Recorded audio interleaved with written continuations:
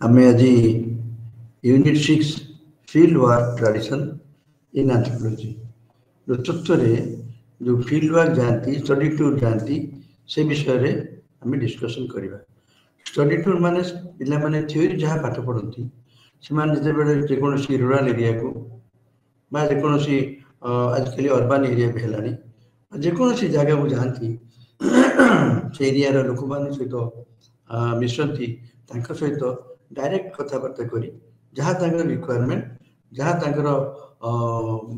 Research अनुसार बा सर्वे अनुसार डेटा संग्रह करती कि मूल कथा है ये जो फील्ड वर्क ट्रेडिशन एंथ्रोपोलॉजी रे प्रथम होता प्रथम जो नृतत्वविद मैंने से माने कौन कहते ना पूर्वर जो माने सब ट्रावेलर्स थे जो माने विभिन्न देशर टूर कर फेरुले से माने जो विषय लिखुले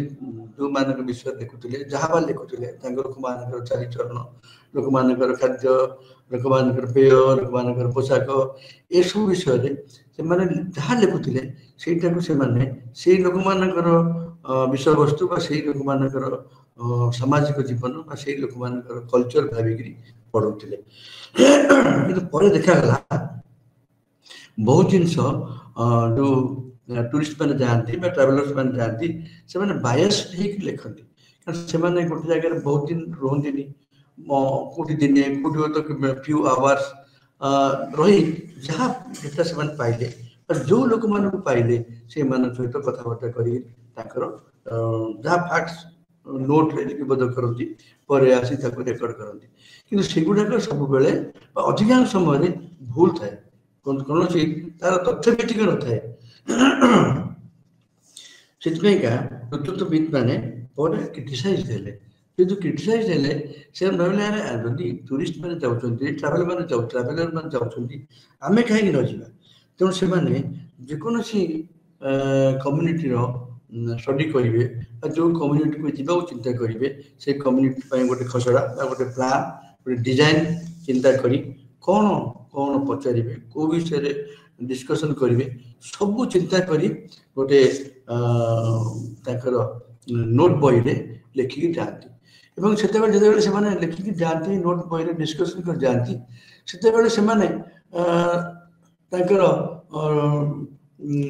डिस्कसन फेज पूर्व से पूरा पुंखानुपुंख आलोचना करते जो फील्ड वर्क से चिंता कले एवं जो सब्जेक्ट डेटा कलेक्शन करने को चिंता कले से गोटे इंटरव्यू शेड्यूल जेहेतु निजे से जाऊँगी निजे डेटा कलेक्शन करेंगे तो इंटरव्यू शेड्यूल तैयारी करके जाऊले एवं इंटरव्यू शेड्यूल से जो लैंग्वेज रे कथबार्ता करेंगे ओडिया जी जो लैंग्वेज जी जो एरिया स्टडी कर प्रिफरेबली से लैंग्वेज रे तैयारी करके दिखती एवं आजिकल कौन हो इंटरव्यू शेड्यूल कोडिंग कोडिंग कर गला बेलू आम डेटा जिते संग्रह करुचे से डायरेक्ट धरत गोटे पिलार आम एजुकेशनल स्टेटस स्टडी करने चाहे पचारे तार कौन को क्लास पाठ पढ़ी पाठ पढ़ी जीरो दौचे 1 to 3 जगह पाठ पढ़ी तक 1 दौचे 3 to 7 जगह पाठ पढ़ी तक 2 दौचे एरकम करके नंबर देकर जाऊे एनालिसिस बेलू कंप्यूटर एनालिसिस बेलू सुविधा होची तो से टेबल जो आस जाऊँगी आम एवरेज तार सब डिटेल इनफॉरमेशन पाई जाऊे कंप्यूटर माध्यम सुविधा होपर डिकोडिंग करके एक्जाक्ट एनालिसिस करछे डिकोडिंग करके एनालिसिस करछे तो आमको सुविधा है कौन जिते लोक मैंने डायरेक्टली नृतत्वविद मैंने डायरेक्टली फील्ड को गले लोक मान गले लोक मान रहिले से एक्जाक्ट जिनस जाना पाइले तथापि से प्रॉब्लम होता है कौन ना जिते बेले से डाटा कलेक्शन कर जाती लोक मैंने से आवेलेबल हो था लोक मान मनर अवस्था भल न थाए शरीर अवस्था भल न थाए से लोक मान नृतत्वविद मान प्रश्नर उत्तर देवाक प्रस्तुत न था तेणु आमर से नृतत्वविद मान चिंता हुए आम कौन पर चाहूचे आमर पर्पसटा को आम लोक मान पाखे लीडर हो स्कूल टीचर हो जनाऊ ଯେ ଆମେ ଏଇ ପର୍ପସରେ ଆସୁଛେ ସେମାନଙ୍କ ଡେଟା ସଂଗ୍ରହ କରି ଲୋକମାନଙ୍କ ବିଷୟରେ ଆମେ ଜାଣିବୁ, ତୁମ ବିଷୟରେ ଲେଖିବୁ, ତୁମ ବିଷୟରେ ଲେଖିଲା ପରେ ତୁମର ଯାହା ସମାଜର ଅସୁବିଧା ଥିବ, ଯାହା ପ୍ରୋବ୍ଲେମ ଥିବ ସେଟା ଲୋକଲୋଚନକୁ ଆସିବ, ସରକାର ତାକୁ ଜାଣିବାକୁ ପାରିବେ ଏବଂ ଗ୍ରାଜୁଆଲି ସରକାର ସେଇ ଯେଉଁ ଅସୁବିଧା ତକ ସମାଧାନ କରିବା ପାଇଁ ଚେଷ୍ଟା କରିବେ। ତ ମାନେ ଇନଡାଇରେକ୍ଟଲି ସେମାନେ ଜାଣିବେ ଯେ ନେତୃତ୍ୱବିଦ ମାନେ ଯେଉଁମାନେ ଆସୁଛନ୍ତି ବା ରିସର୍ଚ୍ଚ ସ୍କଲାର ମାନେ ଯେଉଁମାନେ ଆସୁଛନ୍ତି ବା ଯେଉଁମାନେ ଫିଲ୍ଡ ଷ୍ଟଡି କରିବାକୁ ଡେଟା ସଂଗ୍ରହ କରିବା ଆସୁଛନ୍ତି, ଡେଟା ମାନେ ଇନଫର୍ମେସନ ସଂଗ୍ରହ କରିବା ଆସୁଛନ୍ତି, ସେମାନେ କେବଳ ତାଙ୍କ ନିଜ ବିଷୟରେ ଜ୍ଞାନ ଆହରଣ କରୁଛନ୍ତି ତାହା ନୁହେଁ, ସେଇ ଜ୍ଞାନଟାକୁ ତାଙ୍କର ଯଦି କିଛି ସମାଜରେ ପ୍ରୋବ୍ଲେମ ଥାଏ ତାକୁ ସେମାନେ ୟୁଜ୍ କରୁଛନ୍ତି। ତ ଜ୍ଞାନର ସାମାଜିକ ଯେଉଁ ନଲେଜ, ସାଂସ୍କୃତିକ ନଲେଜଟାକୁ ଯେତେବେଳେ ସମାଧାନ କରିବାକୁ ଯାଏ ତାଙ୍କର ପ୍ରୋବ୍ଲେମ ଗୁଡ଼ାକୁ, ତାକୁ ଆମେ କୁହେ ବ୍ୟବହାରିକ ନେତୃତ୍ୱ ବା ଆପ୍ଲାଏଡ୍ ଆନ୍ଥ୍ରୋପୋଲୋଜି। ତେଣୁ ଯଦି ସମାଜ ବିଷୟରେ ଆମେ ଠିକ ଭାବରେ ନ ଜାଣିବା, ସମାଜ ବିଷୟରେ ସାଂସ୍କୃତିକ ବିଷୟରେ ଆମେ ଠିକ ଭାବରେ ନ ଜାଣିବା, ତ ତାଙ୍କର ଆମେ ଶିକ୍ଷାଗତ ଯାଉଛେ କି ସ୍ୱାସ୍ଥ୍ୟଗତ ପାଠ ପଢ଼ିବାକୁ ଯାଉଛେ କି ଇକୋନୋମିକ ଅର୍ଥନୀତି ବିଷୟରେ ଜାଣିବାକୁ ଯାଉଛେ, ଆମେ ତାଙ୍କର ଯଦି ଅର୍ଥନୀତିର ବିଷୟରେ ଜାଣିବାନି, ଅର୍ଥନୀତି କେତେ ଅଛି, କାହିଁକି ଅଛି, ସେମାନେ କ'ଣ ଅର୍ଥନୀତି କରୁଛନ୍ତି, କି ସ୍ୱାସ୍ଥ୍ୟ ଅବସ୍ଥା ଏମିତି କାହିଁକି, କ'ଣ ସେମାନେ ଖାଉଛନ୍ତି, ତାଙ୍କର ଖାଦ୍ୟପେୟ ଏସବୁ ଡିଟେଲ ଜାଣିବାକୁ ପଡ଼ିବ। ତେଣୁ ଡିଟେଲ ଜାଣିବାକୁ ହେଲେ ତୁମେ ଲୋକମାନଙ୍କର ମିନିମମ୍ 3ଟି ଇମ୍ପୋର୍ଟାନ୍ସ ଫିଲ୍ଡ ଷ୍ଟଡିର 3ଟି ଇମ୍ପୋର୍ଟାନ୍ସ ରହିଛି। ତୁମେ ଲୋକମାନଙ୍କ ପାଖକୁ ଯିବ, ଯେତେବେଳେ ଡେଟା କଲେକ୍ସନ କରିବ ବା ଆନ୍ଥ୍ରୋପୋଲୋଜିଷ୍ଟ ଯେତେବେଳେ ଯାଆନ୍ତି, ସେମାନେ ପ୍ରଥମେ ଭାଲ୍ୟୁ ଅଫ୍ ଟ୍ରୁଥ୍ ଦେଖନ୍ତି। ଟ୍ରୁଥ୍, ସତ୍ୟ, ଯାହା ସତ୍ୟ ସେମାନେ ପାଆନ୍ତି, ଯାହା ସତ୍ୟ ଘଟଣା ସେମାନେ ଦେଖନ୍ତି, ସେଟାକୁ ଲିପିବଦ୍ଧ କରନ୍ତି। ସେମାନେ କେମିତି ଜାଣିବେ ଏଇ ଘଟଣାଟା ସତ୍ୟ, ବା ସେ ଲୋକ ଜଣଙ୍କୁ ଯାହା କହୁଛନ୍ତି, ଯେଉଁ ଇନଫର୍ମେସନ ଦଉଛନ୍ତି, ଫାର୍ଷ୍ଟ ହ୍ୟାଣ୍ଡ ଇନଫର୍ମେସନ, ସେଇଟା ସତ କି ମିଛ କେମିତି ଜାଣିବେ? ସେଇ ଲୋକକୁ ହୁଏତ ଆଉ 5 ଦିନ ପରେ ଯଦି ପଚାରିବେ, ସେ ଯଦି ସେଇ କଥା କହିବ ତାହେଲେ ଜାଣିବେ ସେଇ ଲୋକ ସେଇ ଗୋଟେ ଜିନିଷ ଜାଣିଛି। ସେଇ ବିଷୟବସ୍ତୁକୁ ଆମେ ଆଉ 2-3 ଲୋକଙ୍କ ସହିତ କଥାବାର୍ତ୍ତା କରି କ୍ରସ୍ ଚେକ୍ କରି ଡାଟାଟା କଲେକ୍ସନ କଲେ ଆମେ ଜାଣିପାରିବା ନିଶ୍ଚିତ ଭାବରେ କୋଉଟା ସତ କୋଉଟା ମିଛ ଆମେ ଜାଣିପାରିବା। କାରଣ ବେଳେବେଳେ କ'ଣ ହୁଏ, ଲୋକର ମନସ୍ତାତ୍ତ୍ୱିକ ଅବସ୍ଥାରେ ବା ସମାଜର କୌଣସି ଜିନିଷ ଯଦି ସେମାନେ ଧରନ୍ତୁ ଗୋଟେ କଥା, ଆମର ସରକାର କହିଛନ୍ତି 18 ବର୍ଷ ପୂର୍ବରୁ ଝିଅମାନେ 21 ବର୍ଷ ପୂର୍ବରୁ ପୁଅମାନେ ବିବାହ କରିପାରିବେନି। ଧର ଆମେ ତାକୁ ପଚାରିବା ତୁମ ସମାଜରେ ବିବାହ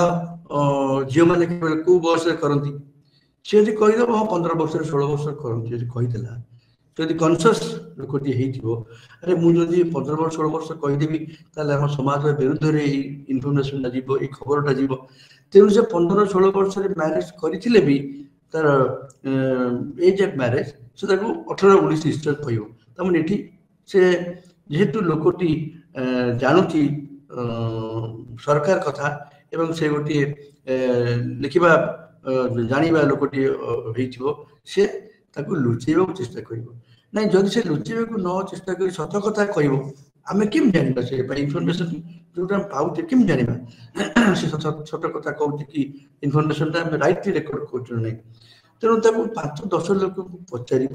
5-10 ଲୋକଙ୍କୁ ପଚାରିଲା ପରେ ସତ୍ୟଟା ଆସିବ। ତେଣୁ ଆମେ ଯେକୌଣସି ଫିଲ୍ଡ ଷ୍ଟଡି ହଉ, ସେ ସ୍ୱାସ୍ଥ୍ୟଗତ ହଉ, ଶିକ୍ଷାଗତ ହଉ ବା ସାମାଜିକ ହଉ, ଆମେ ସତ୍ୟ ତଥ୍ୟ ଆଣିବା ପାଇଁ ଚେଷ୍ଟା କରିବା ସବୁବେଳେ। ସତ୍ୟ ତଥ୍ୟ ନ ଆଣିଲେ ଡେଟା ବି ରଙ୍ଗ ହବ, ଆଉ ତାର ପ୍ରୋବ୍ଲେମ ସେଇ ତଥ୍ୟ ଉପରେ ଯଦି କିଛି ଆମେ ଡେଭଲପମେଣ୍ଟ ମଡେଲ ତିଆରି କରିବା ବା ଖସଡ଼ା ତିଆରି କରିବା, ସେଗୁଡ଼ା ବି ସବୁ ଭୁଲ ହବ। ତେଣୁ ପ୍ରଥମ ଇମ୍ପୋର୍ଟାନ୍ସ ବା ପ୍ରଥମ ଫିଲ୍ଡ ୱାର୍କର ପ୍ରଥମ ମେସେଜ, ପ୍ରଥମ ଭାଲ୍ୟୁ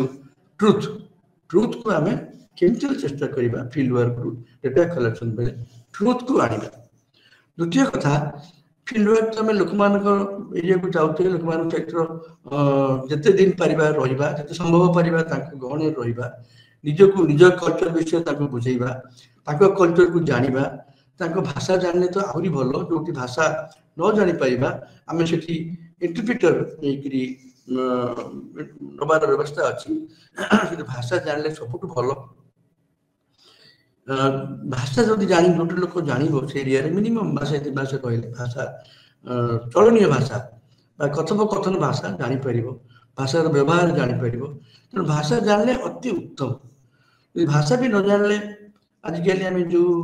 कम्युनिटी जाऊे अधिकांश लोकल लैंग्वेज धर से कौन लोकल लैंग्वेज हिंदी अच्छा मैंने ट्राइबल लैंग्वेज जानवा सहित लोकल लैंग्वेज जानी था धर ओडिशा अच्छी ओडिशा रे लोकल लैंग्वेज ओडिया सहित से निज लैंग्वेज भी जानी था साधारणतः आदिवासी मन वन रोकवा लोक मैंने सहर दूरे रोकता लोक मैंने किसी किसी कंटाक्ट सहित लोकल लोक सहित कंटाक्ट सहित से बाइलिंगुअल होती निजर तो भाषा अच्छी किंतु लिपि ना ओडिया भी से पढ़ुले ओडियार लिपि जानती ओडियार भाषा किसी जानती जो मैंने कि यंग जेनेरेशन ओल्ड जेनेरेशन जो मैंने तो 60-70 ऊपर जो मैंने अच्छा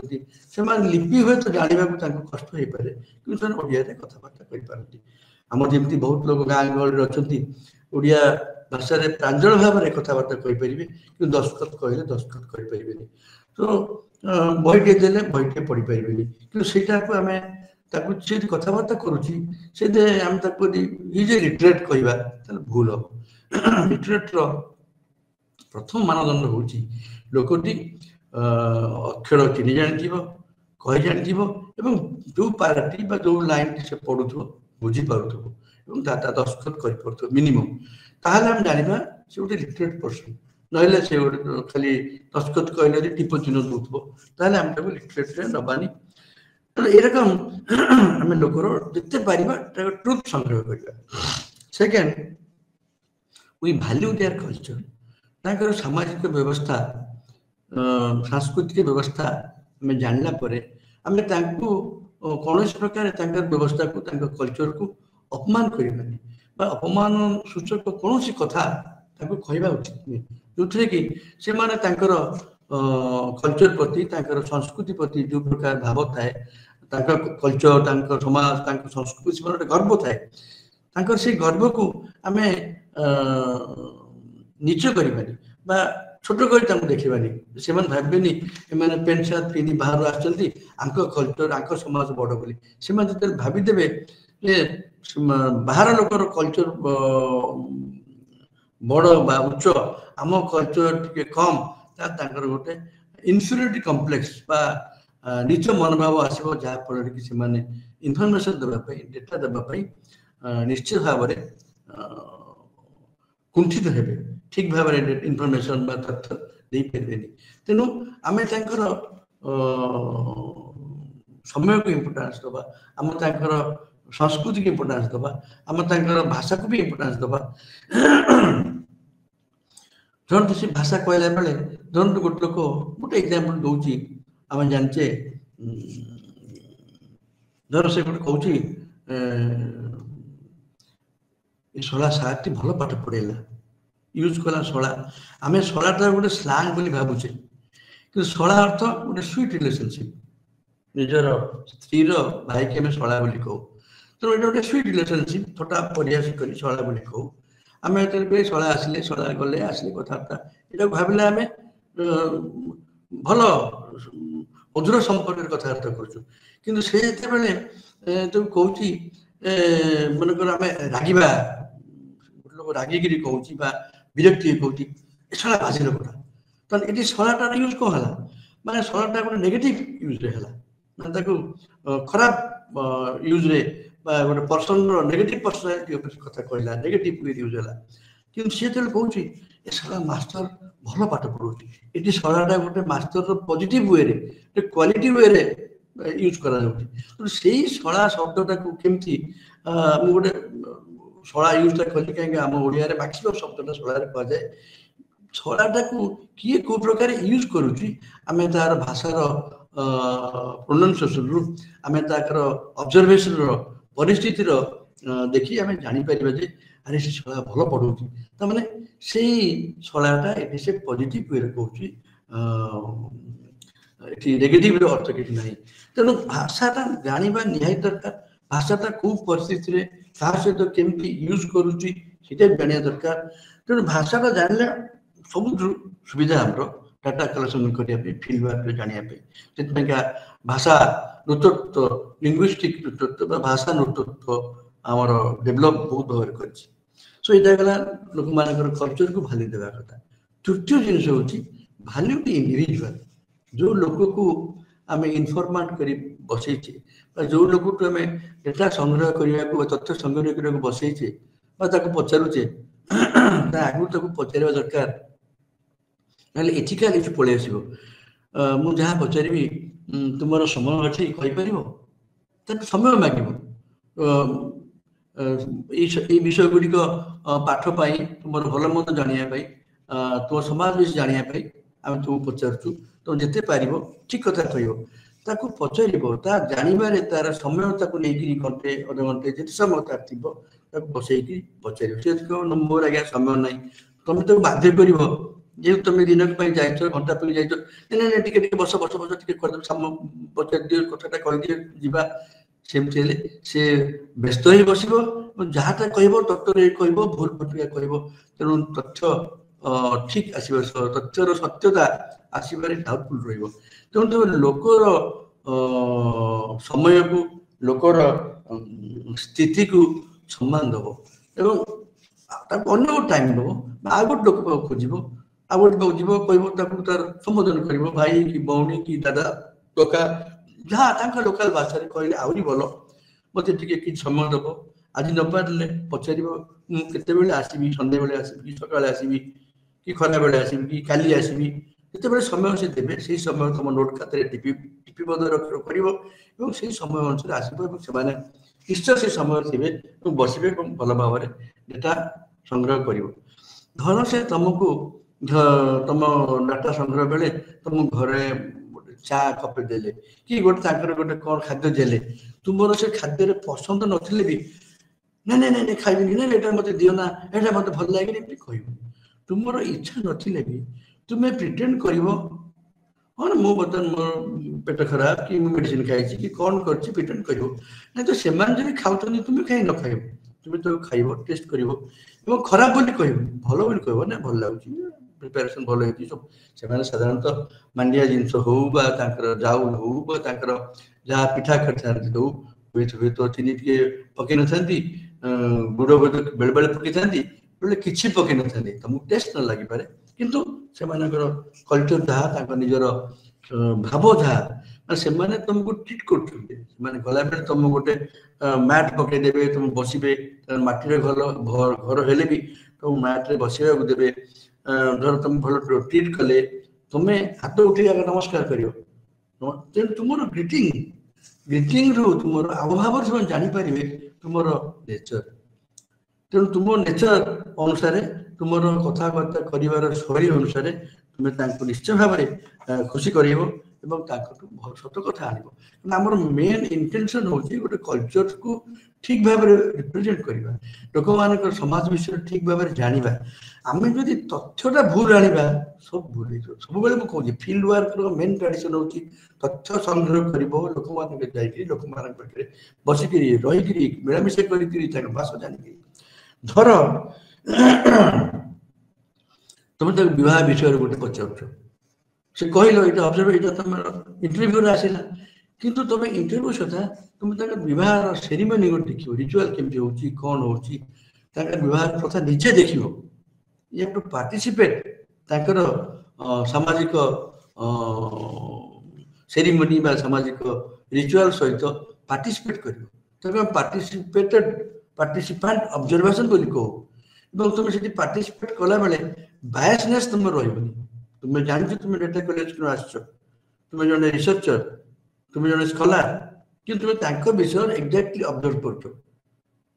तुम से किसी न पचारि पार तुम जहाँ ऑब्जर्व कर आजकल तो रेकर्ड हो रेकर्ड कर वीडियो कर जोटा बुझी न पार तुम्हें परे पचारि पार जाकि भाई कि दादा कि अजा मुझे बुझीपारे मत बुझा से बुझेबे खुशी हे रेकर्डिंग व्यवस्था देखिए खुशी हे तुम तथ्य को ठीक भाव रेकर्ड कर प्रथम आम जो इंटरव्यू मेथड डेटा कलेक्शन करने आणुलु आम दुईटा मेथड मेनली यूटिलाइज करूँ survey method research method survey method direct data collection करूँ किसी असुविधा ना से सिंपल शेड्यूल नहीं जीवु कौन कौन पचार इनफर्मेशन लिखिकी पचार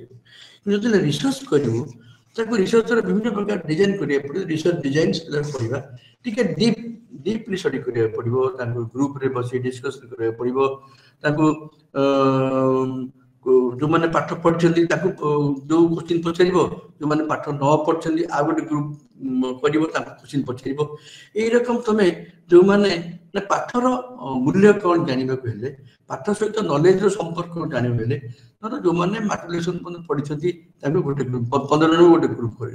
जो मैंने किसी पाठ पढ़ी ना गोटे ग्रुप कर अलग अलग बसैब अलग अलग दिन बसैब जो मैंने पाठ से जो क्वेश्चन तुम 10टी 15टी 20टी नहीं जाइए जो मैंने पाठ पढ़ी ना पचार से जहाँ कहले ता पर दिन कि आ गोटे जगह बसिक से दिन हो पचे जो मैंने पाठ पढ़ी पचार कौन डिफरेन्स आसूची से कम्युनिटी भितर पाठुआ मानकर अपाठ मानकर से जापर पाठर शिक्षार मान शिक्षार कौन इम्पैक्ट पड़ुची लोक मान भितर ये गोटे ये आम कहे रिसर्च टाक एक्सपेरिमेंटल रिसर्च कहूँ रिसर्च एक्सपेरिमेंटल रिसर्च खाली सर्वे जीवन खाली सर्वे गले मोनोग्राफिक स्टडी एथनोग्राफिक स्टडी आम करदे किंतु तार भी इम्पोर्टेंस रोचे आजिकल एथनोग्राफिक स्टडी बहुत इम्पोर्टेंस रोचे प्रथमे प्रथमे एंथ्रोपोलॉजिकल जो मैंने स्कॉलर थे नेतृत्वविद मैंने एथनोग्राफिक स्टडी ही करते मोनोग्राफ स्टडी भी करते आजिकल गोटे आसूची ऑटो एथनोग्राफ निजे निज संबंध में निज निज कम्युनिटी संबंध में देखा आज गोटे भल दिन तुम मान वर्ल्ड एंथ्रोपोलॉजी डे ये वर्ल्ड एंथ्रोपोलॉजी डे आगु अमेरिकन एंथ्रोपोलॉजिकल सोसाइटी वाला पालन करते किंतु 2015 रु वर्ल्ड एंथ्रोपोलॉजी डे बोली पालन कले ये वर्ल्ड एंथ्रोपोलॉजी डे तत्व थीम होची मूल कथा होची लोक माने आगुर केमि थिले लोक माने वर्तमान केमि अछंती बा लोक मानकर फ्यूचर अवस्था कौन हम सब लोक मान ऊपर जानिया पे लोक माने आगुर कौन थिले लोक माने एबे केमि चलुछंती विभिन्न समाज विभिन्न जगह रे फ्यूचर कौन हम ये फ्यूचर कथा कला बेलू आम फ्यूचर टा कहा पर डिपेंड कर जो रिसर्च उपरे लोक मान फ्यूचर डिपेंड कर फ्यूचर का देखा बेले शिक्षागत योग्यता स्वास्थ्यगत अवस्था यही सब नॉलेज विषय में जानिले जापर फ्यूचर कौन हम इकोनॉमी अर्थनीति अवस्था शिक्षागत अवस्था स्वास्थ्यगत अवस्था न जानले फ्यूचर कथा कहीपर तेणु फ्यूचर कथा कहले फ्यूचर जिन प्रेडिक्ट करने वर्तमान तथ्य और पुरातन तथ्य दुईटा आवश्यक रेणु ये थीम आज ये थीम वर्ल्ड एंथ्रोपोलॉजी डे आज जेहेतु एक्सीडेंटली मु वर्ल्ड एंथ्रोपोलॉजी डे तुमको कहूँ एंथ्रोपोलॉजी डे आम प्रति वर्ष फेब्रुआरी मासर तृतीय गुरुवार प्रति वर्ष फेब्रुआरी मासर तृतीय गुरुवार वर्ल्ड एंथ्रोपोलॉजी डे सारा विश्व में पालन करती आजिकार आज प्रति 2015 रु पालन कर आज की 9 वर्ष है पालन कर सब लोक मान विषय लोक मान विषय जाना आम नेटिव मान विषय जो मैंने वन जंगल रोच सिंपल सोसाइटी आम आजिकल तो complex society rural society urban society पढ़ुचे जहाँ पाखक गले भी आम आगु जो मैंने एंथ्रोपोलॉजिकल फील्ड वर्क पढ़ी थे सिंपल सोसाइटी कहीं जाते कहीं देखिले से world view is limited outside contact is limited culture सहित जड़ित था कल्चर सहित कल्चर विषय ठीक ठाक उत्तर दे पारे कल्चर सामाजिक स्थिति सामाजिक अवस्था आम ठीक भाव में जापर तेणु सिंपल सोसाइटी स्टडी प्रथम होता से सिंपल सोसाइटी से लोक मैंने पाठशाठ पढ़ुं बाहर जाऊँगी रूराल एरिया जाऊँगी अर्बान एरिया जाऊँगी लोक मान सहित कंटाक्ट कर मानसिक स्थिति टी बदली जाऊँगी निजर बेले बेले निजर भाषा भी भूली जाऊँगी निजर कल्चर कथा छाड़ तेणु कल्चर को लिपिबद्ध करने कल्चर लोक मैंने तो फ्यूचर में भूली जावाई कल्चर चेंज जो इंडस्ट्रियलाइजेशन अर्बानाइजेशन जो डर रोचे ଆମର ଏଇ ଲୋକାଲ କଲଚର ବା ଆଦିବାସୀ କଲଚର ବା ନିଜସ୍ୱ କଲଚର ସେମାନେ ହଜେଇ ଦେବେ। ହଜିବା ପୂର୍ବରୁ ଆଜିକାଲି এই মনোগ্রাফিক স্টডি এথনোଗ୍ରାଫିକ ଷ୍ଟଡିଜ ପୁରା ଲିପିବଦ୍ଧ କରି ରେକର୍ଡିଂ କରି ରଖିବା ପାଇଁ ଚେଷ୍ଟା କରାଯାଉଛି, ଯାହାଫଳରେ କି ଆମେ ଜାଣିପାରିବା ହୁଏତ ଫ୍ୟୁଚର ସ୍କଲାର ମାନେ ଫ୍ୟୁଚର ନୃତତ୍ତ୍ୱବିତ୍ ମାନେ ଜାଣିପାରିବେ ଆରେ 50 ବର୍ଷ ପରେ ସେମାନେ ଷ୍ଟଡି କରିବେ ଆରେ 50 ବର୍ଷ ପରେ ତାଙ୍କର କଲଚର ଏଇଆ ଥିଲା। ଆମେ ଯେମିତି ଏବେ ଜାଣୁଛେ ଯୋଉମାନେ 50 ବର୍ଷ ତଳେ ଆମର ପୁରୁଣା ନୃତତ୍ତ୍ୱବିତ୍ ମାନେ କ୍ରୋଏବର ହୁଅନ୍ତୁ, ମାର୍ଲେସ୍କି ହୁଅନ୍ତୁ, ଟାଇଲର ହୁଅନ୍ତୁ, ଯୋଉମାନେ ସବୁ ବିଭିନ୍ନ ପ୍ରକାର କମ୍ୟୁନିଟିରେ ଯାଇ ଷ୍ଟଡି କରିଥିଲେ ସେମାନଙ୍କର ବିଷୟରେ ଯାହା ସେମାନେ ପଢିଥିଲେ ଏବେ ଯଦି ଆମେ ଯାଇ ଦେଖିବା କିଛିଟା ପରିବର୍ତ୍ତନ ହେଇଛି କି ନାହିଁ ଆମେ ଜାଣିପାରିବା। ତାଙ୍କର ଷ୍ଟଡିଟାକୁ ଆମେ ବେସ୍ ଲାଇନ୍ ଷ୍ଟଡି ବୋଲି ନେବା, ପ୍ରଥମ ଷ୍ଟଡି ଅରିଜିନାଲ ଷ୍ଟଡି ବୋଲି ନେବା, ତାପରେ କେତେ 50 ବର୍ଷ ଭିତରେ କ'ଣ ଚେଞ୍ଜ ହେଇଛି। ଖାଲି 50 ବର୍ଷ ଭିତରେ କ'ଣ ହେଇଛି ଆମେ ଆଜିକାଲି ଯେହେତୁ ହିଷ୍ଟୋରିକାଲ ଆସ୍ପେକ୍ଟ ଯାଉଛେ 50 ବର୍ଷ ଦେଖୁଛେ, ଯେ ଡାଇକ୍ରୋନିକ ବା ଦୁଇଟା ଟାଇମର ଷ୍ଟଡି ଦେଖୁଛେ,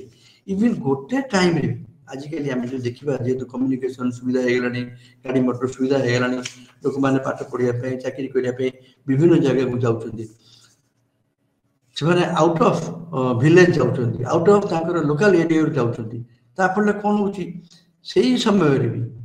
ସେଇ ଏକା ସମୟରେ ବି ସେମାନେ ଅଲଗା କଲଚରର କଣ୍ଟାକ୍ଟରେ ଆସିକି ଅଲଗା କଲଚର ବିଷୟରେ ଜାଣୁଛନ୍ତି, ଅଲଗା କଲଚର ବିଷୟ ଅନୁଧ୍ୟାନ କରୁଛନ୍ତି ଏବଂ ନିଜ କଲଚର ସହିତ ନିଜେ ନିଜେ କମ୍ପେୟାର କରୁଛନ୍ତି।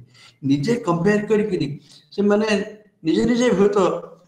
ଆଇଡିଆ କରିଯାଆନ୍ତି ଆରେ ସେମାନେ ପାଠ ପଢୁଛନ୍ତି, ତାଙ୍କର ସ୍ୱାସ୍ଥ୍ୟଗତ ବ୍ୟବସ୍ଥା ଏମିତି ଅଛି, ତାଙ୍କର ଟେକ୍ନିକାଲ ନଲେଜ ବହୁତ ଅଛି, ତେଣୁ ସେମାନେ ନିଜକୁ ସଂକୁଚିତ କରିଦିଅନ୍ତି। ଏହା ମାନେ ନୁହେଁ ଯେ ସେମାନେ ତାଙ୍କ କଲଚରଟା କମ୍ ବା ଅନ୍ୟମାନଙ୍କ କଲଚରଟା ଅଧିକା। ଅର୍ବାନ ଲୋକମାନେ, ଇଣ୍ଡଷ୍ଟ୍ରିଆଲ ଲୋକମାନେ ଟେକ୍ନୋଲୋଜିକାଲି ଆଡଭାନ୍ସ ହେଇଥାନ୍ତି, ଇକୋନୋମିକାଲି ଆଡଭାନ୍ସ ହେଇଥାଇ ପାରନ୍ତି, ତାଙ୍କର ସ୍ୱାସ୍ଥ୍ୟଗତ ଅବସ୍ଥା ଯେହେତୁ ମେଡିକାଲ କଲେଜର ଫାସିଲିଟି ଅଛି, ସ୍ୱାସ୍ଥ୍ୟଗତ ହସ୍ପିଟାଲର ଫାସିଲିଟି ଅଛି, ସେମାନେ ଠିକ ଭାବରେ ସ୍ୱାସ୍ଥ୍ୟ ପରୀକ୍ଷା ବା ତାଙ୍କର ସ୍ୱାସ୍ଥ୍ୟ ଠିକ ରହିପାରେ। କିନ୍ତୁ କଲଚର ଯୋଉ ସାମାଜିକ କଲଚର ଯୋଉଟା ସାମାଜିକ ସ୍ଥିତି ଯୋଉଟା ସେଟା କଦାପି ଭାବିବା କଥା ନୁହେଁ ଯେ ନିଜର ସାମାଜିକ ନିଜର କଲଚରଟା କାହାଠୁ ଛୋଟ ବୋଲି। ସବୁବେଳେ ଚିନ୍ତା କରିବ ନିଜର କଲଚର ସବୁବେଳେ ଭଲ, ନିଜର କଲଚର ସବୁଠୁ ଭଲ। ତମେ ଅନ୍ୟ କଲଚର ଜାଣିବାରେ କିଛି ଅସୁବିଧା ନାହିଁ, କିନ୍ତୁ ଅନ୍ୟ କଲଚରକୁ ଅନୁକରଣ କଲା ବେଳକୁ ନିଜ କଲଚର ତମେ ଭୁଲି ଯାଉଛ। ତେଣୁ ସେଥିପାଇଁକା ଆମେ ଯେତେବେଳେ କାଳେ ଭୁଲିଯିବେ ଆଜିକାଲି ବିଭିନ୍ନ ପ୍ରକାର ଏଥନୋଗ୍ରାଫିକ ମନୋଗ୍ରାଫିକ ଷ୍ଟଡିଜ କରିକିରି ଆମେ କଲଚରକୁ ବା ସେମାନଙ୍କର ଲୋକମାନଙ୍କର ଅରିଜିନାଲ କଲଚର ବା ଯେଟାକୁ ଆମେ ଟ୍ରାଡିସନାଲ କଲଚର କହୁଛେ ତାକୁ ଆମେ ପ୍ରିଜର୍ଭ କରିବା ପାଇଁ ଚେଷ୍ଟା କରୁଛେ। ତ ଆଗରୁ ଆମେ ଦେଖିବା ଫିଲ୍ଡ ୱାର୍କ ଟ୍ରାଡିସନ କୋଉମାନେ ଆରମ୍ଭ କରିଥିଲେ ଆମର ଯଦି ଆମେ କହିବା history of field work, history of field work ଯଦି ଦେଖିବା ଆମର ଆକ୍ଚୁଆଲି 1859ରେ ଯେତେବେଳେ ଚାର୍ଲସ ଡାରୱିନ ଅରିଜିନ ଅଫ ସ୍ପିସିସ ମାନେ ମଣିଷର ବିଭିନ୍ନ ପ୍ରକାର ସ୍ପିସିସ ମଣିଷର ଇଭଲ୍ୟୁସନ ଉପରେ ଚିନ୍ତା କଲେ, ସେତେବେଳେ ସେଇ ସମୟରେ ଆମର ତାଙ୍କର ଜଣେ ସମସାମୟିକ ନେତୃତ୍ୱବିତ୍ କୁହନ୍ତୁ ବା ସମାଜ ଉପରେ କାମ କରୁଥିବା ବୈଜ୍ଞାନିକ କୁହନ୍ତୁ ସ୍ପେନ୍ସର, ସେ ଅରିଜିନ ଅଫ ସ୍ପିସିସ ଡାରୱିନ କହିଲା ବେଳକୁ ବାୟୋଲୋଜିକାଲ ଇଭଲ୍ୟୁସନ କହିଲା ବେଳକୁ ଇଏ କଲଚର ଇଭଲ୍ୟୁସନ ବି କହୁଥିଲେ। ଟାଇଲର ବି କଲଚର ଇଭଲ୍ୟୁସନ କଥା ବି କହିଛନ୍ତି, ମାନେ କଲଚରର ବି ଇଭଲ୍ୟୁସନ ହଉଛି, ଖାଲି ଯେ ବାୟୋଲୋଜିକାଲ ଇଭଲ୍ୟୁସନ ହଉଛି ତା ନୁହେଁ, ଖାଲି ଯେ ବାୟୋଲୋଜିକାଲ ନେଚର ସହିତ ନ୍ୟାଚୁରାଲ ସିଲେକ୍ସନ ଯେ କେବଳ ଏନଭାୟରମେଣ୍ଟ ବାୟୋଲୋଜିକାଲ ଅର୍ଗାନିଜିମ ବା ଲୋକମାନଙ୍କର ବା ଜୀବଜନ୍ତୁ ମାନଙ୍କର ବିଷୟରେ ପଢା ହଉଛି ସେ କଥା ନୁହେଁ, ସେମାନେ ତ ଅଟୋମେଟିକ ସେମାନେ ସିଲେକ୍ଟେଡ ହଉଛନ୍ତି। କିନ୍ତୁ ସାମାଜିକ ସ୍ଥିତିରେ ଯୋଉଟା ସମାଜର ସହିତ ଯିଏ ଚଳି ନ ପାରୁଛି, ସମାଜର ନିୟମ କାନୁନ ନର୍ମସ ତାଙ୍କର ବିଭିନ୍ନ ପ୍ରକାର ସମାଜର ତାଙ୍କର ନର୍ମସ ଅଛି, ନର୍ମସ ମାନେ ସେଟା କେମିତି ଚଳଣି ଫଙ୍କସନ କହୁଛେ, ଯୋଉ ସମାଜର ଚଳଣି ବ୍ୟବସ୍ଥାକୁ ଆମେ ଫଙ୍କସନ ବୋଲି କହୁଛେ। ସେଥିପାଇଁକା ଆମର ଆନ୍ଥ୍ରୋପୋଲୋଜିଷ୍ଟ ବା ନେତୃତ୍ୱବିତ୍ ମାନେ ସେତେବେଳେ ଷ୍ଟ୍ରକ୍ଚର ସହିତ ଆଗ ଫଙ୍କସନକୁ ଦେଖିଲେ ଷ୍ଟଡି କଲେ, ତାପରେ ଷ୍ଟ୍ରକ୍ଚରକୁ ଷ୍ଟଡି କଲେ। ସୋସିଆଲ ଷ୍ଟ୍ରକ୍ଚର କହିଲା ବେଳେ ସୋସିଆଲ ଷ୍ଟ୍ରକ୍ଚର କ'ଣ, सोसाइटी कौन गोटे टेबुल, सोसाइटी गोटे चेयर, सोसाइटी गोटे गाड़ी, एटा स्ट्रक्चर रहिबो। गाड़ी चालुची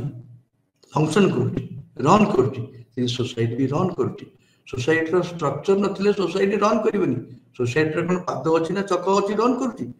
सोसाइटी रो विभिन्न अनुष्ठान, तर मैरेज गोटे अनुष्ठान, तर किनशिप गोटे अनुष्ठान, फैमिली गोटे अनुष्ठान, बिकज प्राइमरी अनुष्ठान शिक्षित ताकर पॉलिटिकल अनुष्ठान अच्छी, ताकर रिलीजियस अनुष्ठान अच्छी, ताकर विभिन्न प्रकार अनुष्ठान गोटे सोसाइटी अच्छी। ये सब सोसाइटी भितर निजर निजर कम्युनिटी भितर एवं ताक भितर डिविजन ऑफ लेबर रोची। पुओटे कोन करिवो, झियोटे कोन करिवो, छोट पुओटे कोन करिवो, छोट झियोटे कोन करिवो, वृद्ध लोकटे कोन करिवो, वृद्धाटे कोन करिवो, division of labour as per gender. माने जेंडर सहित ताकर स्ट्रक्चरल एस्पेक्ट एते रहो समाज एवं तो समाज रो स्ट्रक्चर एवं ता भितर फंक्शन केमि फंक्शन कोन धर फैमिली ताकर समाज रे फैमिली होची सबुट गोटे हम कहबा जे minimum the smallest unit in social in society बा समाज रो परिवार। परिवार कहले हमें आज कल कहूचे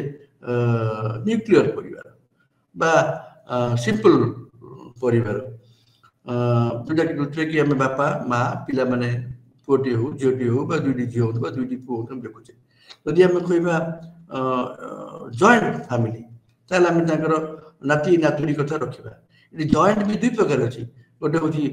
लिनियर जॉइंट बा वर्टिकल जॉइंट, आ गोटे हूँ होराइजंटल जॉइंट। वर्टिकल जॉइंट जोटा हूँ लिनियर जॉइंट फैमिली कहूँ बापा जेजे बापा जेजे बापा ग्रांड सन इन सहित रोटी वर्टिकल जॉइंट कहूँ। जो लिनियर होराइजंटल जॉइंट कथा कहूँ भाई चारि पांच भाई मिसिक रुहती, चारि पांच भौणी से जेनेरेशन रे गोटे जेनेरेशन रे ताकर भाई भौणी पुओ झियो सब एकाठी रुहती एवं से ताकू गोटे एक्सटेंडेड फैमिली बोली हम कहूचे। एक्सटेंडेड फैमिली वर्टिकल हे पारे, जॉइंट फैमिली वर्टिकल हे पारे, होराइजंटल हे पारे। तो ता भितर संपर्क कोन तो हम सिंपल फैमिली आगे देखिबा बाप पुओ संपर्क, बापर झील सहित संपर्क, भाईर भाई सहित संपर्क, भाईर भौणी सहित संपर्क,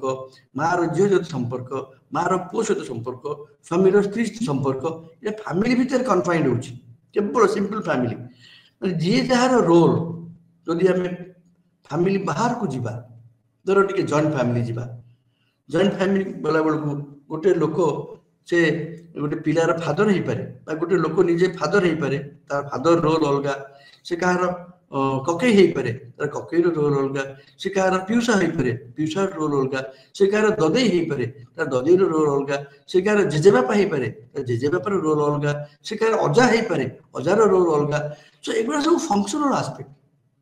ये सब फंक्शन आस्पेक्ट सहित लैंग्वेज सहित कर लैंग्वेज डाकिबे। जो कहली बापा दादा ककई ददई अजा आई समस्त लैंग्वेज सहित किनशिप लिंक करुच्ची एवं किनशिप गोटे मूल जो स्टडी करा जाउची हमर ज्ञाति कुटुंब ताकू नेकरी फंक्शन और स्ट्रक्चर हमर लेविस्ट्रस पर जड़े विख्यात नेतृत्वविद ए स्ट्रक्चर सोशल स्ट्रक्चर पर काम करचंती, मानसिक फंक्शन पर काम करचंती एवं फंक्शन को से कहउचंती फंक्शन ता काहे होउची लोक मानकर नीड फल सोसाइटी फंक्शन करुच्ची। से कहले सोसाइटी नीड थ्योरी। तुम यदि नीड न सोसाइटी फंक्शन कर बेसिक नीड सेकेंडरी नीड तर बेसिक तुम खाइबा कथा खाइबा गोटे बेसिक नीड जने खाइबा कहते खाइबा पिंधिबा रहिबा फूड देन ड्रेस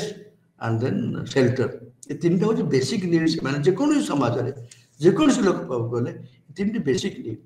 तर फूड हम देखिबा फूड रो बेसिक नीड करिया बेले तर प्राइमरी नीड हला खाइबो, यदि खाइबा चिंता करा हला तापर खाइया पई से तो डायरेक्ट भात हो बा पिठा हो बा जहा खाइ परुनी सेते बेले तो आगे से तैयारी करिया पड़ियो। सेकेंडरी नीड को जाउचे पे तो सेते बेले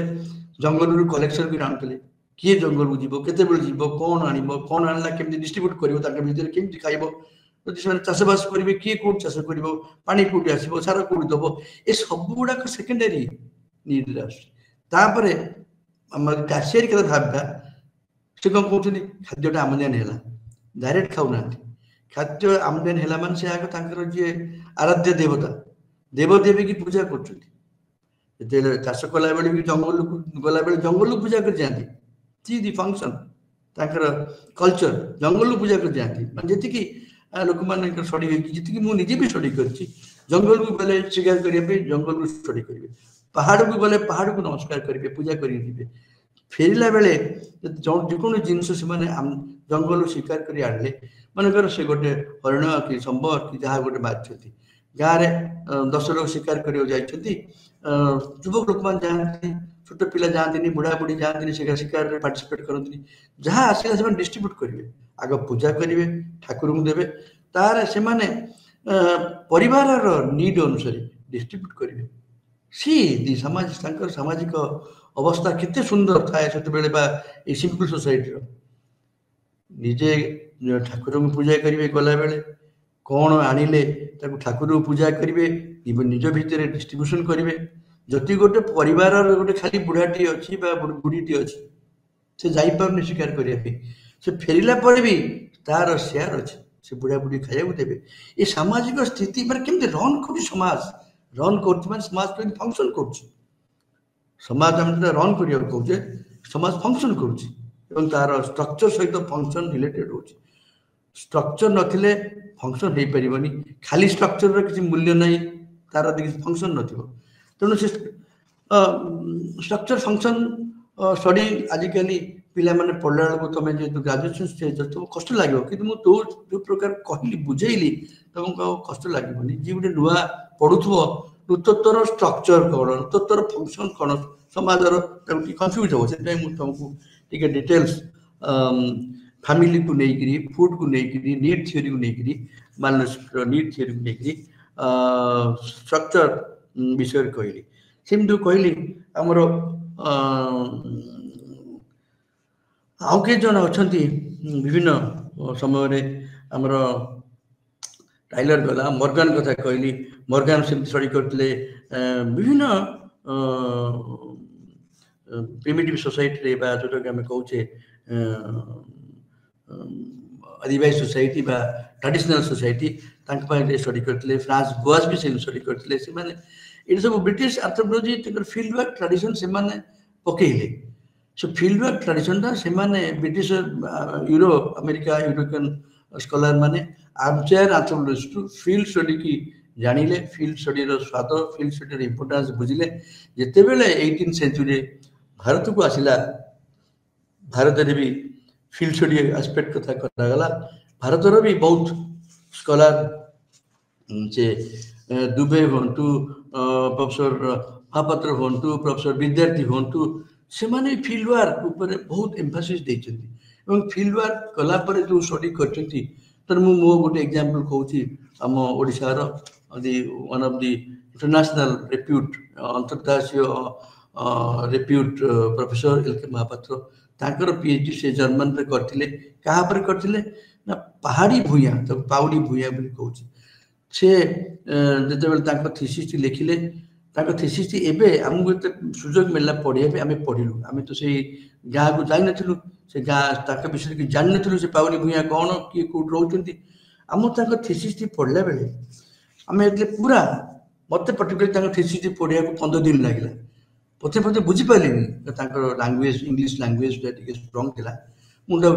ଟିକେ ପଢ଼ିବାକୁ ପଡ଼ିଲା, ବୁଝିବାକୁ ପଡ଼ିବ ନା କ'ଣ ଲେଖିଛନ୍ତି। ନ ବୁଝିବ ତାକୁ ଅନ୍ୟ ଅର୍ଥରେ ନେବାକୁ ପଡ଼ିବ। ବେଳେବେଳେ ମୁଁ ସାର୍ଙ୍କୁ ଯାଇ ପଚାରେ, ସାର୍ ଏଇଟା କ'ଣ ଲେଖିଛନ୍ତି, ସେ ବୁଝାନ୍ତି, କାରଣ ନିଜେ ସେ ଗାଁରେ ରହି ସେମାନଙ୍କ ସହିତ ମିଶି ଫିଲ୍ଡ ଷ୍ଟଡିରେ ଯାଇ କାମ କରିଛନ୍ତି। ଏବଂ ସେ ଯେତେବେଳେ ମୁଁ ସେ ପୁରା ଥିସିସଟି ପଢ଼ୁଥାଏ, ମତେ ଲାଗୁଥାଏ ମୁଁ ଯେମିତି ସେ ଭୂଇଁଆମାନଙ୍କ ପାଖରେ ଅଛି, ଭୂଇଁଆମାନଙ୍କ ଭିତରେ ରହିକିରି ତାଙ୍କ ବିଷୟ ଜାଣୁଛି। ମାନେ ଏଡ଼େ ସୁନ୍ଦର, ମାନେ ଏତେ ସିମ୍ପଲ ଭାବରେ, ମାନେ ତାଙ୍କ ସାମାଜିକ ସ୍ଥିତି ଏତେ ସୁନ୍ଦର ଭାବରେ ସେ ବର୍ଣ୍ଣନା କରିଛନ୍ତି। ତମେ ଯଦି ଏଇ ମନୋଗ୍ରାଫିକ ଷ୍ଟଡି ବା ଏଥନୋଗ୍ରାଫିକ ଷ୍ଟଡି ଠିକ ଭାବରେ କାମ ହେଇଥିବ, ତମେ ଯଦି ନ ପଢ଼ିବ, ଅରିଜିନାଲ ଷ୍ଟଡି ନ ପଢ଼ିବ, ବୁଝିପାରିବନି। କିନ୍ତୁ ଆଜିକାଲି ସେରକମ ପଢ଼ିବା ପାଇଁ ସୁଯୋଗ ମିଳୁନି। ତମେ ଯଦି ସୁଯୋଗ ପାଇବ, ଅରିଜିନାଲ ଥିସିସ୍, ଅରିଜିନାଲ ବହି ପଢ଼, ଏବଂ ଅରିଜିନାଲ ବହି ପଢ଼ିଲେ ତୁମର ବହୁତ, ତୁମେ ତାକୁ ନିଶ୍ଚୟ ଜାଣିପାରିବ କ'ଣ ଫିଲ୍ଡ ୱାର୍କ। से कि रकम कष्ट करी फील्ड डाटा संग्रह कर जानी पारिबो। मु तो मन पड़ुची मु जते बेले मो रिसर्च टाइम रे फील्ड वर्क करथिले बुझिले मो टीचर माने आश्चर्य हेले माने मु 5-7 दिन एट ए टाइम तांको पाखे खाई पी रही गाँव रही डेटा कलेक्शन करिछि। हमर बहुत आम समसामयिक जो मैंने नृतत्वविद अच्छा प्रोफेसर मिश्र हूँ, प्रोफेसर पंडा हूँ, से माने प्रोफेसर बेहेरा हूँ, से माने फील्ड स्टडी काम करछन्ती, फील्ड स्टडी महत्व बुझछन्ती एवं गाँव रे रहिछन्ती, ताके मान सहित मिशिछन्ती, पार्टिसिपेंट ऑब्जर्वेशन करिछन्ती। मु तो जेते थिली तांको मु जुआंग ऊपर काम करथिली। मु तांको गाँव भीतर गली जते कष्ट रे गली मु सेटा वर्णना कर तुमको अधघंटे लागे वर्णना पाई। मु ताको प्राय बाहरली खाई पीकरी 12-1 बेलू मोर सब बेडिंग पत्र लुगा पटा किसी रुटी किसी चीनी किसी आलू भजा ठेंगा औषध पानी बोतल ये सब एवं मोर जिनस पत्र जहाँ डाटा कलेक्शन करी कागज पत्र टू आरंभ करी सब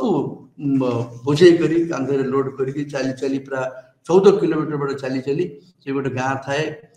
तेलकोई ब्लॉक जो गाँ सुनती 14-15 किलोमीटर दूर से गाँ थी पहाड़ ऊपर थाए तार दीटा हेमलेट गोटे तल हेमलेट गोटे ऊपर थाए तल साही ऊपर साही। मुझे प्रथम भाविली तल साही रे डाटा कलेक्शन करी भाविली ना आग कष्ट कामटा करदेवी ऊपर साही की गली ऊपर साही पहुँचला बेलू सनसेट होता है ट्राइबल एरिया रे जंगल एरिया रे 5टा बेलू भी सूर्य तुमको देखा जीवनी मुझे जाओ पूरा पहाड़ ऊपर पहुँचला बेलू सूर्यर अस्तगामी सूर्य को देखली एवं से मन आगुरी से गली से गाँव मुखिया 2-4 जन लोक ना जानी एवं से लोक पचारे जो 2-3 जन मंडघर मंडघर हूँ डॉर्मेटरी हाउस प्रत्येक जुआंग गाँव में डॉर्मेटरी हाउस हो डॉर्मेटरी हाउसटा से माने गेस्ट हाउस पे यूज करती जो युवक माने युवक घर युव घर बा झागड़ा घर बोली कहती से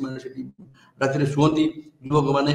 खेला बुला करती सभा समिति करती ठाकुर ठाकुराणी मंडघर सामने रहे न्याय निशाप जहाँ सीट मंडघर सामने रुहे नाच गीत सब मंडघर सामने रुहे तेणु मंडघर आग जाए बसी जो जन 2 जन थे सन्ध्या बेल पचारि सेठी आग मु कौन पे आसी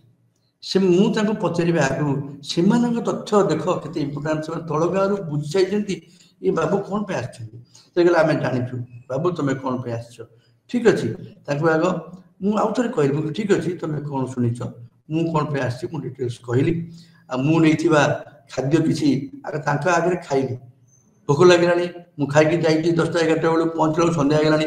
मुझे रुटी टिके आलू भजा टे खाइली आगे निजे खाइली निजे खाइला देखा चाहिए मुझे खाऊँ से खाद्य रुटी आलू भजा किसी जो 3-4 जन थे बांटिली से खाइले खुशी रे खाइले मोर कल्चर विषय कहली मुझे जो विषय पचारि समाज विषय पचारि बह कथा पचारि छुआ जन्म है केमती कौन रिचुआल पालन करती पूजा करती पचारि लाइफ साइकिल रिचुआल कथा मान पचारि सब आम घर कल्चर कथा कहली आमर कल्चर कथा कहला मुझे कहली से पूरा 1-2 घंटा हो गला भल मंद कथा विचार करी से सन्ध्या प्राय 8टा खंड है से जो मैंने वयस्क लोक थे घर को गले ये जो मैंने युव लोक थे गोटे गोटे जा घर को आस मंडघर जुआंग मंडघर डॉर्मेटरी हाउस प्राय 15-20 जन जमा है से मैंने शोबे से मोर मो मन पड़ी मुझे डिसेम्बर मसरे जाइली से शीत प्रबल शीत एवं से मंडघर गोटे सुविधा कौन हुए 24 आवर्स काठ घंटी निआ जलि रखी था पूरा निआ जल निआ को से गोड़ कर राउंड हो शुअती मंडघर स्थिति एमती गोटे एलिवेटेड जगह थाए मंडघर एंट्री पॉइंट रे प्राय 1-2 फुट उच्चा बारंडा थाए से बारंडा उपर मोर बेडिंग पकई मुझे बसिली कौन लेखापढ़ा जहाँ लंठन टे नहीं थाए तो आलू गाँ गले भी गोटे जगह न थाए से मुझे लंठन नहीं थाए लंठन जाई कि लेखा लगी गली राति प्राय 10टा खंड है निज लगे शोई पड़ी सकाल सेमती उठिली उठला बेलू 5टा हो गला बहुत लोग प्राय पड़े किए कुआड़े जंगल को पड़े मु कौन कली आग जितोटी घर था टिपिली घर नंबर सब टिपिली जो 2-4 जन बुढ़ा लोक थे धरिकी ये घर टी कह से घर टी कह बुली बुली पचारिकी घर नंबर देली से घर नंबर से लोकर नाटा कौन पचारि ताको पचारिक पलि आसिली पुणी गोटे दुईटा बेलू पानी टिके से रुटी आलू भजा जहाँ था ताको टिके खाइली एवं मोर जहाँ टिपिया कथा मो खातार सब गुड़ाक सिस्टमेटिक टिपिली और संध्या से आसिले से मंडघर आसी पशे युवक हूँ बुढ़ाबुढ़ी हूँ मंडघर पशिले मंडघर किसी तथ्य 4-5टी परिवार को तथ्य पचारि कहली मुझे सका आपण मैंने थे 4-5 जन घर मुझे तुम मन घर को जी एरकम कहली से दिन राजा संध्या बेले संध्या जस्ट संध्या पूर्व आउ मोर कौन खेल विषय कौन खेलिए मुझे कबाड़ी खेल विषय शिखेली कबाड़ी खेलिली राति मोर रामायण कथा कहली महाभारत स्टोरी किसी कहली किसी स्टोरी कहली से जानिले हाँ कि कहले आम आज्ञा राम तो जाचु रामायण कथा जाचु हनुमान कथा जाचु से जानी तथापि मुझे कहली फोकलोर ओरिजिन विषय कहले जोड़ाक स्टोरी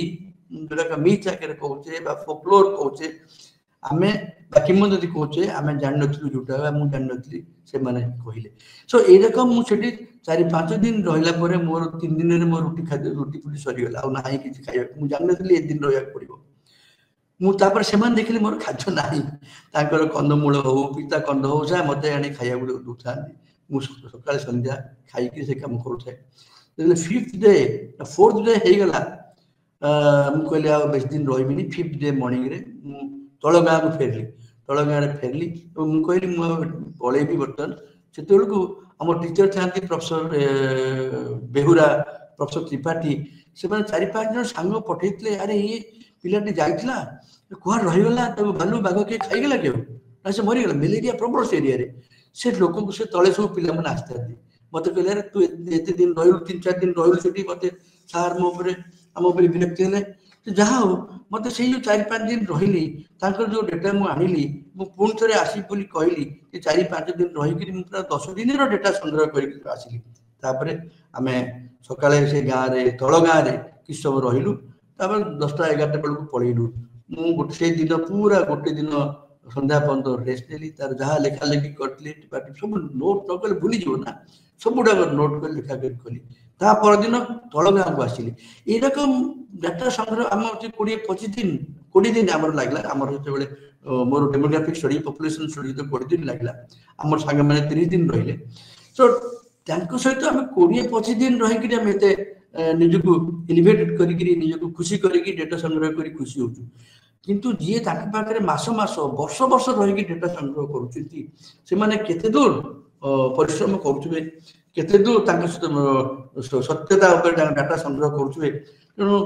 से विषय पढ़ले बेले कहीं कौन ओरिजिनल बही ओरिजिनल विषय पढ़ और फील्ड वर्क ट्रेडिशन तुम जापर फील्ड वर्क इंपोर्टेंस जापर सो आम field study without field study anthropology किसी मीनिंग ना आम सेकेंडरी वर्क को आम जापरानी सेकेंडरी वर्क मान पूर्व स्कॉलर मैंने जो काम कर पढ़ी पार अर्लियर स्टडी हिसाब से पढ़ी पार एवं आम तो कौन चेंज कौन परिवर्तन कहीं परिवर्तन जदि परिवर्तन कहीं परिवर्तन जदि परिवर्तन होनी कहीं परिवर्तन होनी ये सब विचार कर यहाँ हूँ रिसर्च तार रिसर्च करमर रिसर्च फाइंडिंग को आम तो लिखा निश्चित भाव में आम तो थीसिस दबा आम नंबर पाइबा स्कॉलर मान नंबर पाती जो मैंने एंथ्रोपोलॉजिकल ट्रेडिशन जो समाज पे डायरेक्ट काम करती से जो नॉलेज को जो पाइले तथ्य को से प्रयोग करा जाए एडमिनिस्ट्रेटिव काम लगे एडमिनिस्ट्रेटर मान काम लगे प्लानर मान काम लगे एवं बेले बेले आमर ये एंथ्रोपोलॉजिस्ट माने सामाजिक फील्ड वर्क ट्रेडिशन देखी फील्ड वर्क रो इंपोर्टेंस देखी फील्ड वर्क से एक्सपोर्ट देखी एडमिनिस्ट्रेशन पाई एंथ्रोपोलॉजिस्ट वालों को बाछंती नियोग करती तेणु आम कहू एंथ्रोपोलॉजिस्ट माने बेले बेले एडमिनिस्ट्रेटर ही काम करती एडमिनिस्ट्रेटर माने से क्या एडमिनिस्ट्रेट करेंगे ये लोक मान कथा बुझे तो एंथ्रोपोलॉजिकल ट्रेनिंग नियंती तो एडमिनिस्ट्रेटर मान को एंथ्रोपोलॉजिस्ट माने ट्रेनिंग दियंती केमती लोक मान को जीवो केमती कथा बुझिबो कल्चर बुझिबो ताको विषय ट्रेनिंग नेले एडमिनिस्ट्रेशन ठीक हो डेवलपमेंट ठीक भाव चलो डेवलपमेंट हेनी ठीक भाव हेनी मुझे तार गोटे एग्जांपल दूसरी धर गोटे आगे कल्चर विषय न जानिक डेवलपमेंट कर गोटे छोटे एग्जांपल दूसरी वी हैव फेस इवाल्युएसन ऑफिसर पाठ पढ़ा सर इवाल्युएसन ऑफिसर इवाल्युएट करतली गवर्नमेंट रो काम ऊपर मु गोटे एरिया रे गली से गवर्नमेंट फोन करछंती 5 वर्ष आगु गवर्नमेंट ताऊ कि टंका देइछंती बा किसी एजेंसी ताऊ टंका देइछंती तांको घर चाल घर को बदलै करी टाइल घर करिया मु 5 वर्ष पर स्टडी करिया गली इभालुएट करिया गली स्टडी में इभालुएटिव काम कोन कामटा प्रकृति रे हेछि ना न हेछि केवल घर विषय इभालुएसन नहीं घर विषय कहूँ शिक्षागत इभालुएसन कली एग्रीकल्चर इभालुएसन कली स्वास्थ्यगत इभालुएसन कली 4-5 सब्जेक्ट इभालुएसन कली प्राय 3 मास इभालुएसन काम करिया पड़ला मु घर कथा 5 वर्ष पर गली मु देखिली अधा लोकंकर चाल घर अच्छी पचारे अरे तुम चाल घर कहीं अच्छी अधा लोक टाइल घर अच्छी अधा लोक भांगी गलानी से कौन कहले मैं शुणी मत आश्चर्य लगे आज्ञा से आसिले आज्ञा जीप रे ट्रक रे टाइल बोईकी नहीं आसिले टाइल रे आज्ञा आम जो आग जगह ठीक कले आम आज्ञा पहाड़ ऊपर थी तल जगह ठीक कर समतल जगह देखी टाइल घर करदे आम आज्ञा प्रथम आसिलुनी कहीं आसिलुनी अरे आसिलुनी चिंता कौन करे कौन कम आसिलुनी से आज्ञा यूनिवर्सिटी को गले जन कि सार को डाकिले कहले आज्ञा आम केमती से गाँव को जीवे आम से सार था मन पड़ी से प्रोफेसर महापात्र था डिपार्टमेंट रे कहूँ 70s कथा से मुझे केन्द्र कथा कहूँ से कहले नाई से आसबे कहीं आसबे ना तुम्हें से गाँव में लोक मान घर कर ठाकुर जगह कहीं मंड घर कहीं डॉर्मेटरी हाउस कहीं ना से कौन हम से तो मेन जिन ऑर्गेनाइजेशन सोशल स्ट्रक्चर मंड घर मेन तेणु से मंडघर टे कले गाँव ठाकुर ठाकुरानी जो मंडघर था पूजा कर मंडघर आगे रखिले गाँव में लोक मैंने किसी गाँव को आसिले आसला देखिले गोटे जगार किसी घर से घर के जाऊना अरे से घर को कहीं जाऊन तक स्टडी करागला से घरटा कौन है मुझे देखिली गोटे घर भांगिला आउ 7टा घर लोक अच्छा मुझे गोटे घर कहीं भंगाला ना आज्ञा 8 टिकिया घर लगी लगी आमर 8 नंबर टाक आमर ठीक भाव में अशुच मन करूँ ओमेन बैड ओमेन आम खराब बोली भाव 8 सूचकटा आम अमंगल हुए बोली भाव 8 नंबरटा तेणु 8 टिकिया घर आम नेलुनी से सरकार बुझाबुझी कर गोटे घर भांगिले बाकी 7टा घर रही गोटे भंगा घर अच्छे मुझे देखिए अधा घर भांगी ना से जो टाइल से आनी कौन छपर कले वर्षा पवन आसला आज्ञा सब झड़ तोफान एरिया बण जंगल रोचे गुड़े टाइल सब उड़ीगला भांगीगला ताकू आम पुणी सरकार गलु सी कहे हाँ करेंगे कहले सी किसी आसलानी किसी कले कहूँ 70s कथा आम कौन करूँ आज्ञा पुणी से चाल घर आम तैयारी कलु पुणी ताने ये कौन है आम लोकल कल्चर को न नहीं पढ़ी आम डेभलप रिहाबिलिटेट करने चेष्टा कलु नुआ जगह बसति स्थापन कर चेष्टा कलु तो से आम कहलु नेतृत्वविद मैंने कहले मुझे चाहूँगी लिखिली आपंकर जो रिहाबिलिटेशन प्रोग्राम सक्सेसफुल है टका खर्चन सत किंतु आम कामटा जो purpose AIIMS and objectives was not successful कहीं से आपण मैंने सामाजिक कल्चर को देखी ना ट्रेनिंग लोकल एरिया रे केमती तैयारी करेंगे टाइलटा केमी छपर हम टाइल कौटू आने सब लोकल को जनइबे से जानिला रिपेयर करेंगे तो रिपेयर कर सब नथिबे एबे हम टाउन रे आम जो घर रोचे सरकार घर रोचे जदि टाउन रे मनकर पवन नहीं काचरे भांगला झरकार पटाटे भांगला ये पाइप बाहर पाइपटा तूफान उड़ीगला तो 10-15 दिन जाऊ रिपेयर करने गाँव में किए पचार से कथा तेणु आम लोक मानी आर्थोलॉजिस्ट मानकर इंपोर्टेंस आडमिनिस्ट्रेटर मानकर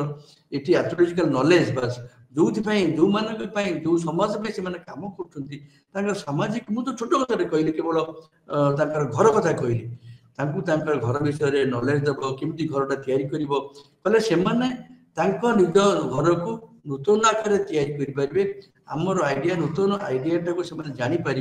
एवं चेंजटा कंटिन्यू कर जो चेंजटा कंटिन्यू न कर चाल घर तेणु से 10 वर्ष आम ଟଙ୍କା ଖର୍ଚ୍ଚ କରତେ ମୂଲ୍ୟ କ'ଣ? ଆମେ ଖାଲି ଚାଳ ଘର କରିଦେବୁ ଆମେ କରିନଥିଲେ, ଆମେ ଲୋକଙ୍କର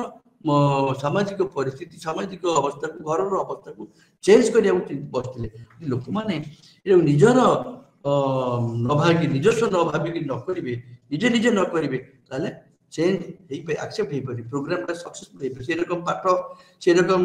ବହୁତ ଏକ୍ସାମ୍ପଲ ଅଛି, ପଢିଲେ ତୁମେ ଜାଣିପାରିବ। ଯେତେବେଳେ ଆପ୍ଲାଏଡ ଆନ୍ଥ୍ରୋପୋଲୋଜି ପଢିବା ଆମେ ଜାଣିପାରିବ କ'ଣ applied anthropology use of anthropological knowledge for development କ'ଣ ଦରକାର, କେତେ ଇମ୍ପୋର୍ଟାଣ୍ଟ, ବହୁତ ଏକ୍ସାମ୍ପଲ ଅଛି। ସବୁଟା ଏକ୍ସାମ୍ପଲ ଦେଲେ କେବଳ ସେଇଥିରେ ପଳେଇବ। ବର୍ତ୍ତମାନ ଆମେ ଫିଲ୍ଡ ୱାର୍କ ଦେଖୁଛେ। ସୋ ଏ ଫିଲ୍ଡ ୱାର୍କର ଆମେ ଯେତେ କଲା ଏଇସବୁ ଫିଲ୍ଡ ୱାର୍କ କଲାବେଳେ ଆମେ ତାଙ୍କର ତମେ ଯେଉଁ ପ୍ରଥମେ କହିଲି we should no the ethical aspect of field work. ଆଜିକାଲି ସବୁ ସମାଜରେ କାମ କଲା ବେଳକୁ, ଯେକୌଣସି ଏରିଆରେ କାମ କଲା ବେଳକୁ ଆମେ ଏଥିକାଲ ଆସ୍ପେକ୍ଟ ଦେଖୁଛୁ। ଏଥିକାଲ ଆସ୍ପେକ୍ଟ ମାନେ ଆମେ ତାଙ୍କୁ କୋଉ ବିଷୟରେ ପଚାରୁଛୁ, ତାଙ୍କ ଏ ବିଷୟରେ ଆମେ ତ କହୁଛୁ ଆମେ ରିସର୍ଚ୍ଚ ପାଇଁ ବା ଆମର ତାଙ୍କର ଡେଭଲପମେଣ୍ଟ ପାଇଁ ବା ଜ୍ଞାନ ପାଇଁ ଆମେ ୟୁଜ୍ କରୁଛୁ। ଆମେ ତ କେବଳ ଅନ୍ୟ କୋଉ ପର୍ପସରେ ୟୁଜ୍ କରୁନୁ। ସେମାନେ କେମିତି ଜାଣିବେ? ତେଣୁ ଆମେ ତାଙ୍କଠୁ ପରମିସନ ନେବୁ ଏବଂ ଆମେ ତାଙ୍କୁ ଆମ ରିଅଲ କଥା କହିବୁ। ଆମେ କ'ଣ ପାଇଁ ତମର ଯୋଉ ତଥ୍ୟ ନେଉଛୁ, ଏ ତଥ୍ୟ ଆମେ ଅଧିକାଂଶ ଯୋଉଟାକ ଗୋପନ ତଥ୍ୟ ଆମେ ତାକୁ ଗୋପନ ରଖିବୁ। ଆମେ ତାକୁ ଅନ୍ୟ ଆଗରେ ପ୍ରକାଶ କରିବୁନି। ଯୋଉଟାକ ପ୍ରକାଶ କରିବା କଥା ଆମେ ପ୍ରକାଶ କରିବୁ। ତାଙ୍କ ଆଗରେ ଗୋଟେ ଓଥ ନେଲା ଭଳିଆ ନେବାକୁ ପଡ଼ିବ ଏବଂ ଆମେ ପରମିସନ ନେବୁ ଆମେ କ'ଣ କାମ କରୁଛୁ କ'ଣ ନାହିଁ। ଗୋଟେ ଏଥିକାଲ ବଡି ଆଜିକାଲି ଅଛି ବିଭିନ୍ନ ୟୁନିଭର୍ସିଟିରେ, ବିଭିନ୍ନ କାମରେ ଏଥିକାଲ ବଡି ଅଛନ୍ତି ଏବଂ ଆମେ କ'ଣ କାମ କରୁଛେ, କ'ଣ ପରମିସନ ନେବା, କ'ଣ ଲୋକମାନଙ୍କୁ କନସେଣ୍ଟ ନେବା, ଆମେ ସେ ଏଥିକାଲ ବଡିକୁ ପଚାରିବା। ଏଥିକାଲ ବଡି ଆପ୍ରୁଭ କରିବେ ଆମର କାମଟା, ଆମର ଡିଜାଇନଟା, ତାପରେ ଆମେ ଯାଇକରି ଫିଲ୍ଡକୁ ଯିବା ବା ଯେକୌଣସି ରିସର୍ଚ୍ଚ ଆମେ କରିପାରିବା। ଏଥିକାଲ ବଡି ୟୁନିଭର୍ସିଟିରେ ନଥିବ, ଯେକୌଣସି ଡିପାର୍ଟମେଣ୍ଟରେ କାମ ହେଉଛି, ସେ ଯେକୌଣସି ଇନଷ୍ଟିଟ୍ୟୁସନରେ କାମ ହେଉଛି, ସେମାନେ ଏଥିକାଲ ବଡି ପାଇଁ ସୋସିଓଲୋଜିଷ୍ଟ ହୁଅନ୍ତୁ, ଆନ୍ଥ୍ରୋପୋଲୋଜିଷ୍ଟ ହୁଅନ୍ତୁ, 5-7 ଜଣ ମେମ୍ବର ଆଣି ଏଥିକାଲ ବଡି ଗୋଟେ ଏଥିକାଲ କମିଟି କରନ୍ତି ଏବଂ ଯେଉଁ କାମ ସେମାନେ ସର୍ଭେ ବା ରିସର୍ଚ୍ଚ କରିବାକୁ ଯାଉଛନ୍ତି ଏଥିକାଲ ବଡିରେ ପୁଟ୍ ଅପ୍ ହୁଏ। ଏଥିକାଲ ବଡି ଆକ୍ସେପ୍ଟ କଲେ ସେ କାମ ହୁଏ। ଏଥିକାଲ ବଡି କିଛି ଚେଞ୍ଜ କରିବାକୁ ନାଇଁ, ଏଇଟା ତମେ ପଚାରି ପାରିବନି, ଏଇ କଥା ଆଣିପାରିବନି। ଏଇଟା ତ ମୁଁ ଖାଲି ସାମାଜିକ କଥାଟା କହିଲି ଯୋଉଥିପାଇଁକା। ତା ଛଡ଼ା ଫିଲ୍ଡ ୱାର୍କ ଟ୍ରାଡିସନ ଆମର ଫିଜିକାଲ ଆନ୍ଥ୍ରୋପୋଲୋଜିରେ ଅଛି, ପ୍ରିହିଷ୍ଟ୍ରିକ୍ ଆର୍କିଓଲୋଜିରେ ଅଛି। ସବୁ ବିଷୟରେ ବି ଏଥିକାଲ ପାଠ ଦରକାର। ମୁଁ ତ ନିଜେ ଫିଲ୍ କରିଛି, ସେଟା ମୋର ପରେ ଯେତେବେଳେ ଆମେ ଡିସ୍କସନରେ କହିବା, ବର୍ତ୍ତମାନ ସେ ସମୟ ନାହିଁ। ତେଣୁ ଏଥିକାଲ ନଲେଜ ନଥିଲେ ଲୋକମାନେ ରିଭୋଲ୍ଟ କରିବେ। ଏମିତି ବି ଇନଷ୍ଟାନ୍ସ ଆସିଛି ଫିଲ୍ଡ ୱାର୍କରେ ବ୍ଲଡ ଦେଲା ବେଳକୁ କୌଣସି ଲୋକ କୌଣସି ଗୋଟେ ପିଲାର ଅସୁବିଧା ହେଲା ସାଙ୍ଗେ ସାଙ୍ଗେ ତାକୁ ଘେରାଉ କରିଦେଲେ। ଆମର ଉପର ସ୍କଲାର ମାନେ ଯାଇଥାନ୍ତି ଗାଁକୁ, ଥରେ ମୁଁ ଦେଖିଲି ସେ ଗାଁର 2 ଜଣ ପିଲାଙ୍କୁ ପୁରା ଘେରିକି ରଖିଦେଲେ, ଦିନ ପର୍ଯ୍ୟନ୍ତ ରାତି ପର୍ଯ୍ୟନ୍ତ ଫେରିଲେନି। ତାପରେ ଆମେ ପୋଲିସକୁ ନେଇକରି ଗଲୁ ସେ ଗାଁକୁ, ଟିଚର ମାନଙ୍କୁ ସାର୍ କହିଲେ, ସେମାନେ ଗାଁକୁ ଗଲେ, ଗାଁକୁ ଗଲେ, ସେ ଗାଁରେ ପହଞ୍ଚିଲା ବେଳକୁ ଘେରାଉ କରି ରଖିଛନ୍ତି। କ'ଣ ଘେରାଉ କରି ରଖିଛନ୍ତି ନା ନାଇଁ ରକ୍ତ ଆମର ପଡ଼ିକି ନେଇଗଲେ, ତାର ଅସୁବିଧା ହେଲା, ତାର ମୁଣ୍ଡ ବିନ୍ଧିଲା, ତାର କ'ଣ ପ୍ରୋବ୍ଲେମ ହେଲା। ସେଠୁ ସେ ପୋଲିସ ତାକୁ ବୁଝାବୁଝି କଲେ, ନାଇଁ ନାଇଁ ଏଇଟା ଏଥିପାଇଁ ଆସିଛନ୍ତି, ତାର ଏଇ ରକ୍ତ ନେବା ପାଇଁ କିଛି ଅସୁବିଧା ହେଇନି। ସେଇ ଆଗରେ ବି ସେ ପୋଲିସ ଭାଇ ନିଜେ ରକ୍ତ ଦେଲେ, ସେ ଯୋଉ ରକ୍ତ ପ୍ରଣାଳୀରେ ଆମର ପୂର୍ବ ଭାଇ ମାନେ ରକ୍ତ ଦଉଥିଲେ ଦେଖିଲେ ଠିକ ଠାକ ଅଛି।